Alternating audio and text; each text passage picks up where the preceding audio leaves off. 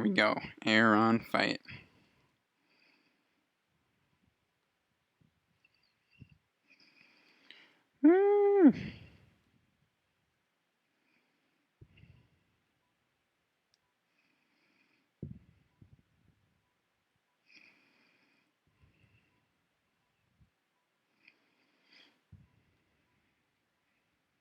So crazy that like hours of prep can go into like something that's only going to be like 5 minutes long, probably. 5-10 minutes long.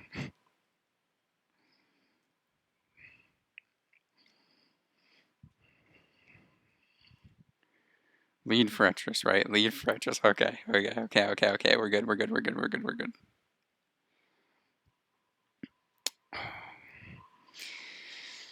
Oh my goodness. Cool, I Pokemon Center healed before this, but...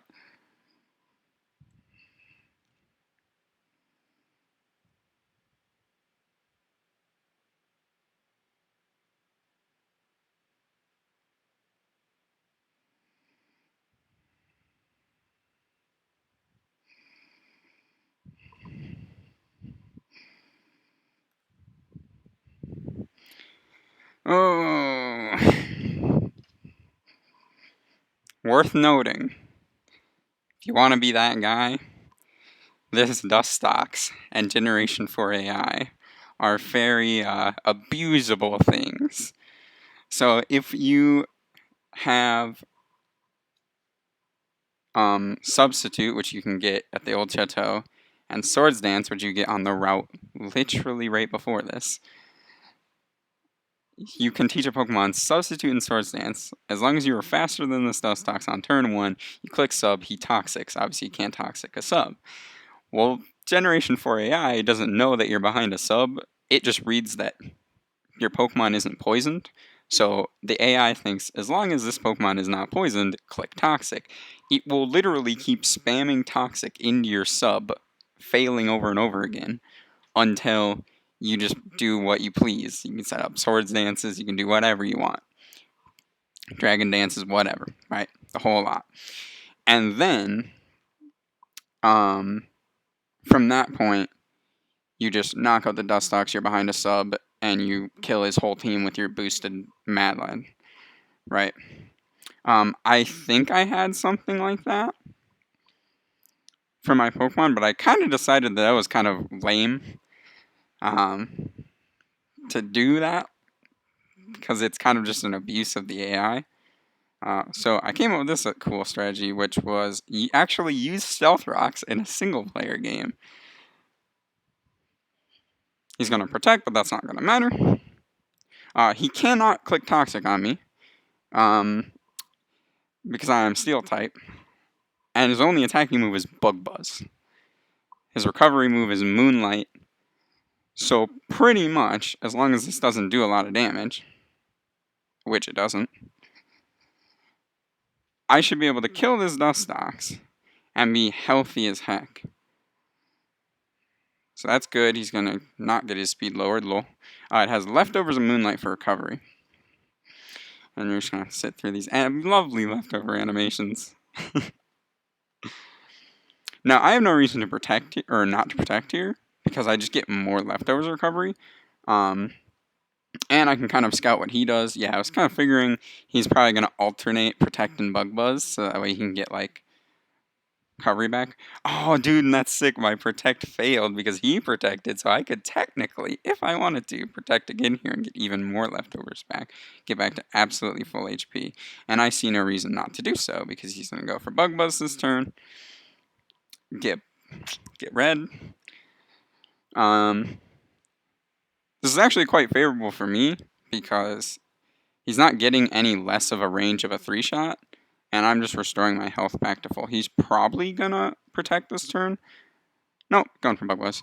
I have no reason not to click Rock Tomb there. I love that Rock Tomb got buffed in this game as well. It's 60 power, 95 accurate, I think. And now if I get a speed drop, one time get a speed drop, dude, it's Rock Tomb, broski. Hello? If I had gotten a speed drop, I would have been faster, probably, and knocked this thing out before it could recover. Now, I could protect here to get more leftovers back, but he has Moonlight, and I don't want him to recover. And if he does recover, we're in a similar boat. Like, if he recovers into my Rock Tomb, then we're kind of in the same, like, HP threshold. And if I get the speed drop, then I can just knock him out. And I don't want to protect, and then he heals and I do no damage. So I'm going to guess. No, he's not going to do it. I could also have protected there and gotten more leftovers back, but I don't think Fortress is going to be super useful for the rest of this fight. Because of a certain stupid non-bug type Pokemon he's going to use later, like Figures, right? The bug type Elite Four member's best Pokemon is not a bug type. What a trash type bug is, man, I tell you. Sends out Beautifly right away, which is interesting because he's going to take half his health. This Beautifly has a Focus Sash as well, which is why I did the Stealth Rock strategy. So this is crazy. This Beautifly, to my knowledge, does not have any setup moves and does not, what is it? And cannot knock me out with anything. It can only do good damage. Honestly, I could just take the free knockout, but there's no reason for me not to protect as it has no setup moves. So because it has no setup moves, I'm not scared of this thing boosting its stats and then becoming a threat. So I'm going to click the protect, get a little bit of leftovers back, see what it goes for, more importantly, Air Slash. So it's going for Air Slash Flinch. Yeah, I'm more than happy, since I don't really plan to use Principal Light for the rest of the fight, to just sit in here and try and take the KO with Rock Tomb. Hopefully we don't flinch. Oh! I knew that would be neutral. Beautifly buffed in this game notably to 120 base special attack. But I knew I could take one because it's really not that good. And this Fortress is actually plus special defense nature, which is funny because it's, you know, a crazy one. Okay, so this is wild. This is not going like I figured since he had bug types, or he would like go into his Drapion and stuff. But this Venomoth has Sleep Powder. It likes to abuse some Sleep Powder bullshit. What I'm gonna do is hope that he attacks because I'm in killable range. And it has Sludge Bomb, Poison, and Bugs. It's like Sludge Bomb, Bug Buzz, and I think Psychic. What do we think? Let's see. Steel type nerfs are prevalent in this game, so Psychic's neutral. He can't Sludge Bomb me. And a Bug Buzz. Bug Buzz would be resisted, so we know he's going to Psychic. 66 special defense. 54, however, I value Karoo a lot less than Akame. Let's get the knockout with Karoo. Plus Psychic will be non-stab. No, he is going to go for Bug Buzz. Well, I resist that. Yeesh. And we are faster here, so... Wait a minute. Hello, Karoo is base 100 something speed. Like, Venomoth is not that fast. Unless I messed up my... Here we go. Venomoth. Did I screw up? Yeah, he's got base 90 speed. Firo. Base 100. I get that he's 31 IV. So that means he is faster than 75 or at least even to 75. Interesting.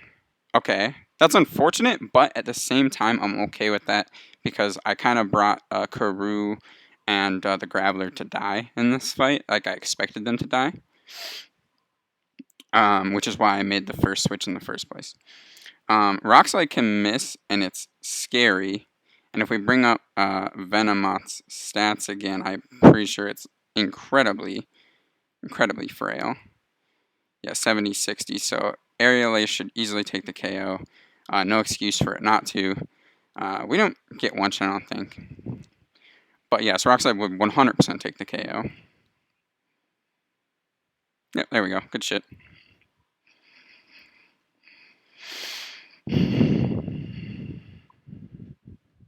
Let's see, we got Scizor now. This is what I figured would happen if we led Aerodactyl, because he was the other potential lead. All I need to have happen for this Scizor is either he gets greedy and clicks Swords Dance because he doesn't think he can one-shot me with a Steel move here, or he clicks a Steel move. Engie is faster. 100% faster. And would kill with, what is it? And would kill with Flamethrower. Obviously he has Bullet Punch and his Technician boosted, but we don't really care about that, and we don't die to another one. So, I also know this thing doesn't have Focus Sash or Akaberry or anything that would not have this Flamethrower kill right here. So, good stuff by Engie. And now we get to the Mad Lad himself, the best Pokemon in his team, which is not even a bug type. So, god damn it. Drapion. So, I like the chip damage we get there. This is why I liked the Stealth play anyway. So now, I'm assuming this thing's going to go for an attack, because it could kill my Charmeleon, and it's not going to go for Swords Dance, because usually the way Generation 4 AI works is, if it can't kill the Pokemon, if it has a knockout play on the field, it will always take that knockout play, even if it's like a roll. So sometimes if like your Mon lives on like 3 or 4 HP, and you're like hype beasting out, it's kind of because the AI clicked that, because it could have killed if it took a high roll. Like, as opposed to if it was going to use a setup move or not. So, he should be able to kill my Charmeleon here with Night Slash. Strapion's really scary because he has Sniper for 3 times damage on critical hits. He has Scope Lens item to boost his crit chance by +1, and all of his moves, Cross Poison, X-Scissor, and Night Slash, all have boosted crit chance, bringing his total crit chance to 25%, which is scary. A couple of strategies for this. One would be go for Alligator here and use Intimidate. We know he's not going to click X-Scissor because Cross Poison and Night Slash are stab, and he would prefer that. And I don't think X-Scissor would kill without a crit. So he's not going to go into that, for Alligator being part dark in the Strayano game, so would not want to see an X-Scissor. Now that would minus his attack by 1 and would be really helpful, but I think what's even more helpful is going into the Graveler here. If the Graveler can come in here and get a Bulldoze off, that's going to give me speed control. This thing's going to be a lot slower. Because currently Charmeleon doesn't outspeed him. So he did go for the Swords Dance. I was thinking he might get greedy and go for the Swords Dance because I was low HP. Now we have to hope and pray this thing doesn't get a 25% crit, or we might just lose this fight. But if we can get a Bulldoze off, we're in such a good spot. Also, the +2, Night Slash, which is neutral, X-Scissor, which is neutral, should not KO Graveler. Just straight up. But if he gets a crit, obviously, he's going for +4. He's getting greedy, which is what I love to see, because I want this Graveler to die, right? Like, I'm leaving this Graveler out until he dies. Right? He wins or dies. Now I'm confident he's at -1 speed. It doesn't matter about his boosted attack stat. At this point, he's either going to take the KO on my Graveler and then lose to something that I switch in, or he's going to get greedy, go for another Swords Dance, and lose. Also, if he heals right here, because I know he has a healing item, but he just hasn't been in range to use one, then we get another speed drop on him, and potentially the Graveler lives. So, good job, Graveler. Did your job. Lived. What a beast. What a fucking beast, dude. Holy, he just lived a +4 stab Night Slash from Drapion. And that's Aaron. With, unfortunately, losing my Fearow, what I will say about the Fearow death is that I think my Firo might have had really low IV speed at base 100 because he was not minus speed. And I know that for a fact. I'll even check here. Ooh. Yeah, I hope I get to the Pokemon League in this run, I'm telling you. It's feeling like a good run. We got a lot of good Pokemon. And X's are obviously a great move.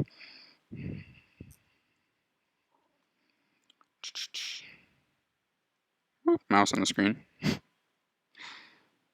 Okay. So yes, he's a neutral nature, which means at just base 100, he must have gotten a really bad speed IV. And the Venomoth, who's 90 base speed but 31 IV, must just be faster than a really low IV 100 base.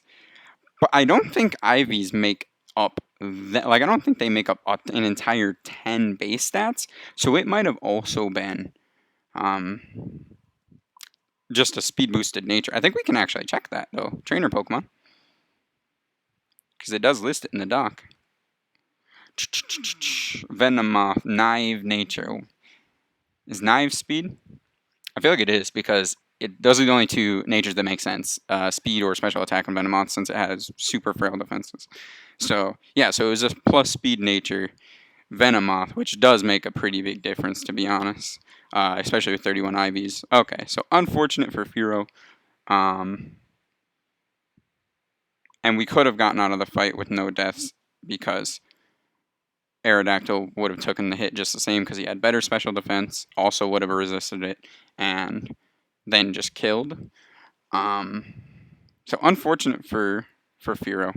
But that is the Aaron fight. I'm so happy to be over that gigantic hurdle in this run with only one death to this fight.